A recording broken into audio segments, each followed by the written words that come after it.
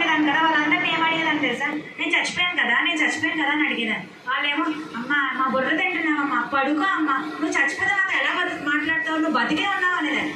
కాదు నేను చచ్చిపోయాను, మీరు నాకు అబద్ధం చెప్తున్నారు అనేదాన్ని. నేను నిజంగా నన్ను ఒక వైట్ క్లాత్తో ర్యాప్ చేసేసి పైకి ఎవరో తీసుకెళ్ళిపోయారు. డే బై డే అలా కిందికి వచ్చి ఒకే రోజు లాస్ట్ డే నాకు ఊపిరి వచ్చింది అనమాట. ఎప్పుడు అంటే గుడ్ ఫ్రైడే అయినా నెక్స్ట్ డే సాటర్డే, ఈస్టర్కి ముందు రోజు.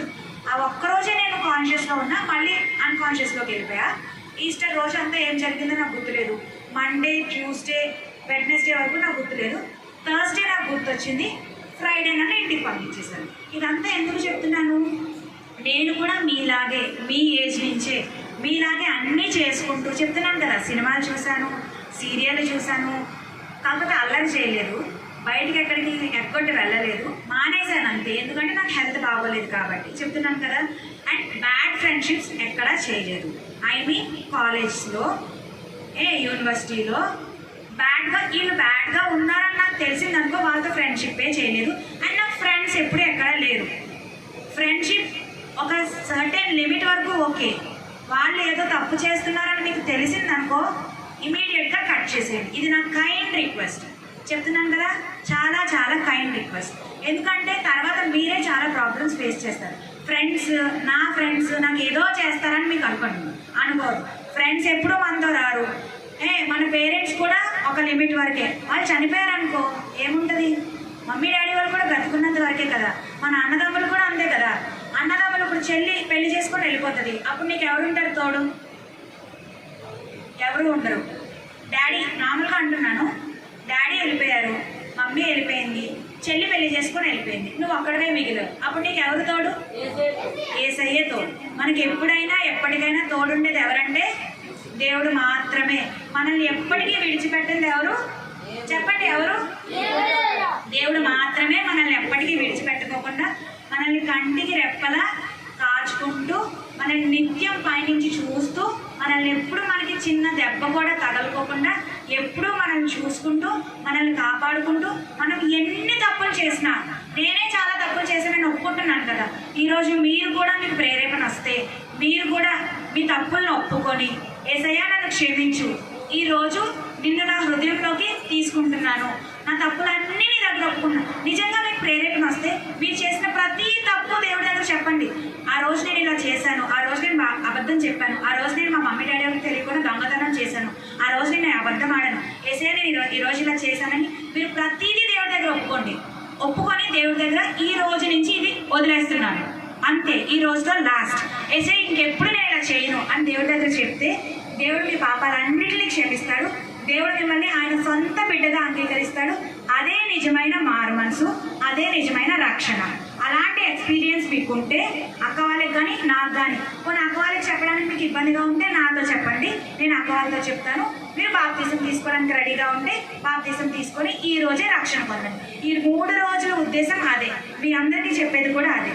ఓకేనా? మీరు చిన్నపిల్లలు కాబట్టి మీరు ఇప్పుడు తీసుకోకపోయినా ఇది మీరు మర్చిపోకుండా గుర్తుపెట్టుకొని, మీకు సర్టెన్ ఏజ్ వచ్చిన తర్వాత ఆ రోజు అక్కలా చెప్పింది, సో ఆ ఏజ్ నాకు వచ్చింది, నేను ఈరోజు బాప్తిజం తీసుకుంటున్నానని అనుకొని మీరు ఇక్కడ వాళ్ళైతే ఇక్కడికి రండి, రెహబోతుకు రండి. మీరు వేరే ప్లేస్ వాళ్ళైతే మీరు ఏ చర్చ్కి వెళ్తున్నారో ఆ చర్చ్లో, లేదు మీకు ఇక్కడికి వచ్చి చెప్పాలనిపిస్తే దేవాన్న ద్వారా మీరు ఇక్కడికి వచ్చి దేవాన్నకి చెప్పండి, అన్న ఇక్కడ అన్న వాళ్ళకి చెప్తారు, మీరు బాప్తిజానికి సిద్ధపడతారు. ఓకేనా? ప్రేయర్ చేసుకుందామా? అక్క ప్రేయర్ చేయండి.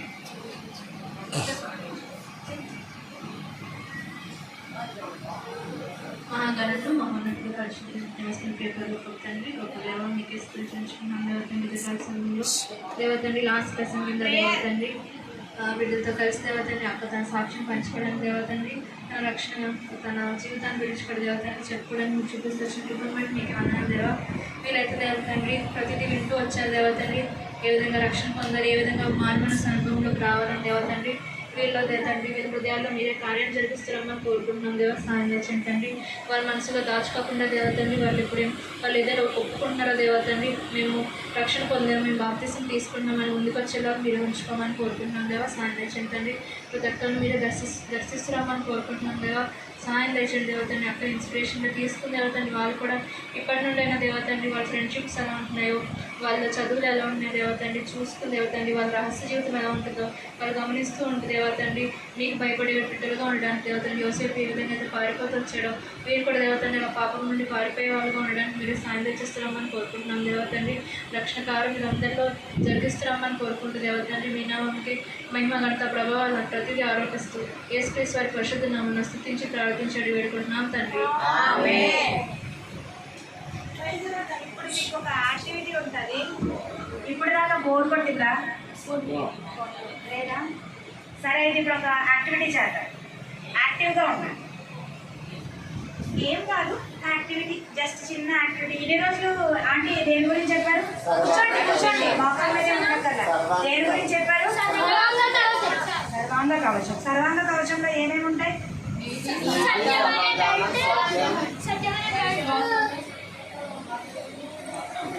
ఒక్కొక్కరు లెగ్స్ చెప్పండి.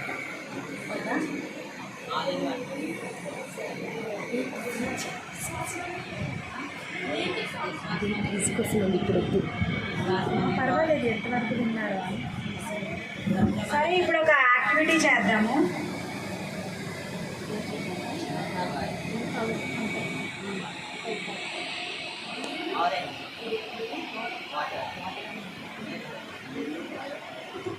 ఇది మన జీవితం. వాటర్, ఇది మన జీవితం. ఓకేనా? ప్లేట్లు ఇచ్చేసి రెండు ప్లేట్ పట్టుకో. ప్లేట్లు పెట్టి రెండు. మన జీవితం ఇప్పటివరకు మనం విన్నాం కదా. నా టెస్ట్ మనీ అయినా ఆంటీ చెప్పిందైనా సర్వాంగ కవచం. ఇది కవచం ఉంటే మన లైఫ్, కవచం ఉంటే ప్రొటెక్షన్ ఉంటే ఇలా ఉంటుంది. ప్రొటెక్షన్ ఉన్నప్పుడు ఏమవుతుంది? తేలిపోయిందా అంటే మనల్ని దేవుడు ఉన్నతమైన స్థానంలో ఉంచుతాడు. ఎక్కడ ఉంచుతాడు? ఎక్కడ ఉంచుతాడు? ఉన్నతమైన స్థానంలో ఉంటాం. దేవుని కవచం అంటే దేవుని ప్రొటెక్షన్ ఉంటే మనం ఎలా ఉంటాము? ఉన్నతమైన స్థానంలో ఉంటాం. చెప్తున్నాను కదా, నేను అన్నీ చేశా, పాపాలు చేశా, ఒప్పుకున్నాను. కానీ దేవుడి దగ్గర ఒప్పుకున్నాను కాబట్టి దేవుడు నన్ను ఎక్కడ ఉంచాడు? ఉన్నతమైన స్థానంలో ఉంచాడు. నేను కామా స్టేజ్లో ఉన్నాను కదా, దేవుడు నాకు అప్పుడు అన్నీ చూపించాడు. ఒక ఎన్వలప్ ఉంది, ఆ ఎన్వలప్లో ఏదో పేపర్ పెట్టారు, ఆ పేపర్ ఇలా క్లోజ్ చేసేసారు. నాకు అప్పుడు సబ్ కాన్షియస్లోనే అనిపించింది దేవుడు నాకు ఉద్యోగం ఇస్తాడు అని. నాకు ఇప్పుడు నమ్మకం ఉంది. నన్ను ఈ ఇయర్ డాక్టర్స్ ఎగ్జామ్స్ రాయొద్దన్నారు, ఎందుకంటే బ్రెయిన్ మీద స్ట్రెస్ పడుతుంది. నాకు వచ్చింది ఏంటంటే మెదడు వాపు. మీరు వినే ఉంటారు కదా, నా బ్రెయిన్కి వాపు వచ్చింది. సో బ్రెయిన్ మీద స్ట్రెస్ వేయకూడదు నేను. అయినా సరే నేను ఇప్పుడు చాలా గట్టిగా మాట్లాడుతున్నాను, చాలా గట్టిగా పాటలు పాడుతున్నాను. ఎందుకు? మీ అందరి కోసం. కానీ నాకు దీనికి అందరికీ దేవుడే హెల్ప్ చేస్తున్నాడు. ఇంకా 1 month కూడా అవ్వలేదు, మ్యాక్సిమం 1 month కూడా అవ్వలేదు. అయినా సరే దేవుడు నాకు హెల్ప్ చేసి మీ ముందు నిలబెట్టాడు. దేవుని కవచం, దేవుని ప్రొటెక్షన్ ఉంటే ఎలా ఉంటాం మనం? ఎలా ఉంటాం? చూడండి, పైకి తేలుతుందా లేదా? దేవుని కవచం ఉంటే ఇలా పైకి తేలుతుంది. అంటే దేవుడు మనల్ని ఉన్నతమైన స్థానంలో ఉంచుతాడు. అదే దేవుని కవచం లేదనుకో తీసేసాం. దేవుని కవచం లేకపోతే చూడండి ఎలా ఉంది. దేవుడి కవచం లేకపోతే మునిగిపోయింది. మునిగిపోతాం అంటే ఏంటి? చాలా లోగా వెళ్ళిపోతాం. ఇంకా అప్పుడు మన స్థితి ఎలా ఉంటుందో మనకి తెలియదు. నేను కనుక నా పాపాలను ఒప్పుకోకుండా అందులోనే కంటిన్యూ అయ్యాను అనుకోండి, ఈరోజు ఇలా మీ ముందుండేదాన్నా? ఏనాడో చచ్చిపోయేదాన్ని. నా పాపాలతోనే నేను చనిపోయి ఉండేదాన్ని. మేబీ ఇక్కడ వరకు కూడా రాకపోయేదాన్నేమో. చెప్పాలి అంటే నా లైఫ్లో ఇంకా చాలా జరిగాయి. 3 యాక్సిడెంట్లు జరిగాయి. అవి మరణాంతకరమైన యాక్సిడెంట్లు. ఒకసారి అయితే మేము వెళ్తున్న మా ఆటో మధ్యలో ఉండిపోయింది. అటొక బస్సు ఇటొక బస్సు వచ్చి మమ్మల్ని గుద్దేసింది. అందులోనే నేను చనిపోయి ఉండాల్సింది. నేను అప్పుడు చిన్నపిల్లనే. తర్వాత మేము వెళ్ళే ఆటో మొత్తం 3 బోర్లా తిరిగేసింది. అప్పుడే నేను చనిపోయి ఉండాల్సింది. కానీ చనిపోలేదు. ఎందుకు? దేవుని ప్రొటెక్షన్ ఉంది. దేవుడు నన్ను ఇలాగా అందరి పట్ల దేవుడికి ఒక ప్రణాళిక ఉంటుంది. ఆ ప్రణాళిక చెప్పునే దేవుడు మనల్ని అందరినీ వాడుకుంటాడు. ఆ ప్రణాళిక నెరవేరే వరకు దేవుడు మనల్ని విడిచిపెట్టాడు. అర్థమైందా? ఆయన ప్రణాళిక నెరవేర్చుకునేంత వరకు దేవుడు మనల్ని విడిచిపెట్టడు. అది మీరు ఎప్పటికీ గుర్తుపెట్టుకోండి. దేవుడి కవచం ఉంటే ఎలా ఉంటాం? ఎదుగుతూ ఉంటాం, హైయెస్ట్ పొజిషన్లో ఉంటాం. బయట వారికి మనకి తేడా ఉండేలాగా దేవుడు మనల్ని డిఫరెన్షియేట్ చేసి మనల్ని హైయెస్ట్ పొజిషన్లో ఉంచుతాడు. దేవుని కవచం లేకపోతే ఏమవుతుంది? లోయెస్ట్ పొజిషన్లో ఉంటాం, మనకి ఏమీ ఉండదు, క్లాస్ ఫస్ట్ ఉండదు, ఈవెన్ ఇప్పుడు జరిగే VBSలో గిఫ్ట్లు కూడా ఉండవు మీకే. దేవుడికి అవసరం లేకపోతే ఏమవుతుంది? ఈరోజు గిఫ్ట్లు కూడా ఉండవు మనకి. కాబట్టి మనం ఎలా ఉండాలి? ఏమి ధరించుకొని ఉండాలి? దేవుని సర్వాంగ కవచం ధరించుకొని ఉండాలి. ఓకేనా? మీకు అర్థమైందని అనుకుంటున్నాను. మరి ఎవరైనా బాప్తిజం తీసుకొని రక్షణ పొందాలి అని అనుకుంటే చెప్పండి. ఓకేనా?